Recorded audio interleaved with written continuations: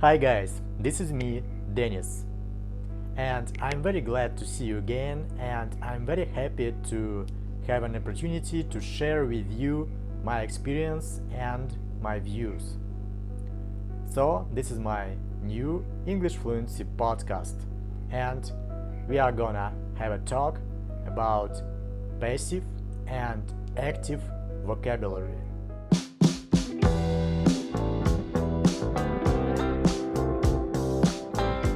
So let's start with the definition. Passive vocabulary is the words that you can understand but can't use properly when you are writing or speaking. On the other hand, active vocabulary, the words that you can easily understand and you can use them when speaking or writing. For the vast majority of English learners, listening is more easy than speaking, and reading is more easier than writing.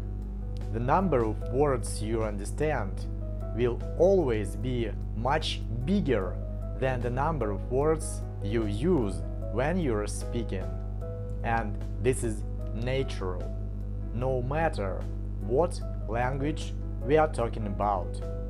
So the question is, how can you increase your active vocabulary? First of all, focus on vocabulary that's useful for you. When you regularly use the new vocabulary in conversation or in the written materials such as letters or emails, you are going to make this vocabulary active.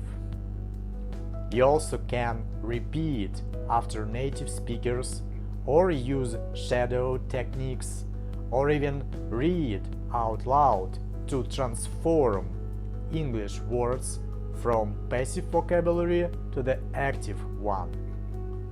What about my personal experience, guys? After 3 years of input, after 3 years of listening and reading in English, after getting a massive, huge amount of different English materials, my personal passive vocabulary is huge now, but my active vocabulary is still relatively small. I think it's about 5 or even 10 times smaller than my passive vocabulary. So you should regularly try to activate some of your hidden passive vocabulary. It's truly amazing how much you can learn and understand just through some comprehensible input. For example, through listening to English-speaking podcasts, just like mine, for example. If English words are important, they will come up again and again in different English materials, in podcasts, in live blogs, in books, in articles, etc. So you don't need to use boring studying methods like going through vocabulary lists or using flashcards.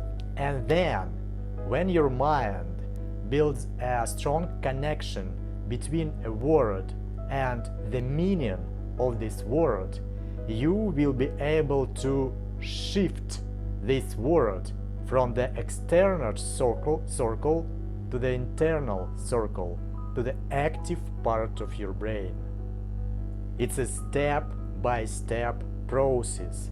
Don't try to cram all your passive vocabulary into the internal circle. It's impossible, and also it has absolutely no meaning. Much more powerful is to increase your active vocabulary gradually, naturally, just like you have developed the ability to speak your native language, your mother tongue. Mother tongue, by the way, means your first language, in case you didn't know it.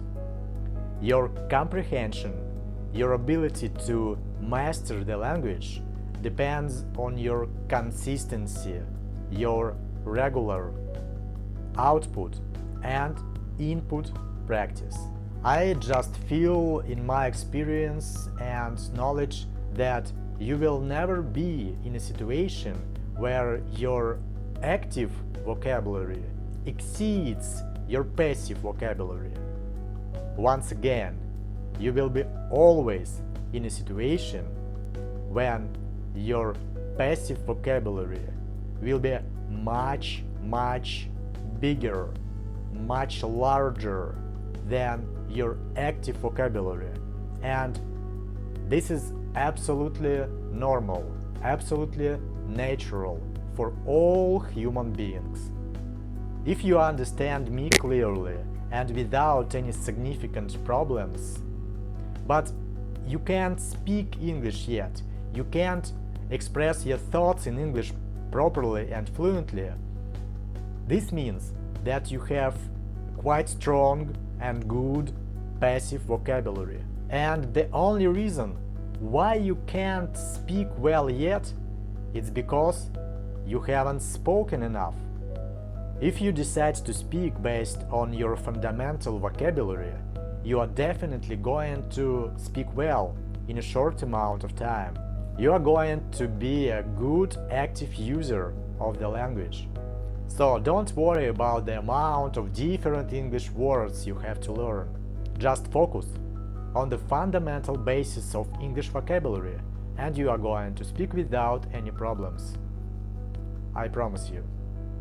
So guys, that's all about passive and active vocabulary for today. I hope my Fluency podcast was interesting and useful for you. And if YouTube isn't be blocked in my country, I will see you in the next fun and interesting English video. Please hit the like button and subscribe to my channel if you haven't already. It's very important for me. I appreciate it. Thank you guys. See you. Bye bye.